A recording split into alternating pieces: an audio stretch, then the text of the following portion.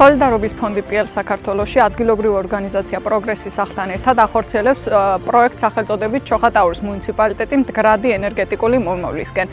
პროექტი უკვე დასკვნით ფაზაშია, რომლის ფარგლებშიც ენერგოეფექტურად აღიჭურვა 7 საბავშვო ბაღი, სხვადასხვა მონაკვეთებზე მოეწყო შუქდიოდური გარეგანათების სისტემები, ასევე ჩოხატაურის ცენტრში დამონტაჟდა ელექტრომანქანების დამტენი მოწყობილობა და სმარტ სკამები, რომლებიც აღჭურვილი არის უფასო Wi-Fi სისტემით და ელექტრომოწყობილობების დამტენის საშუალებით. შედეგად ევროკავშირის მხარდაჭერით ჩოხატაურის მოსახლეობა მიიღებს გარემო პირობებისადმი უფრო მდგრად საცხოვრებელ გარემოს და გაუმჯობესებულ საცხოვრებელ პირობებს.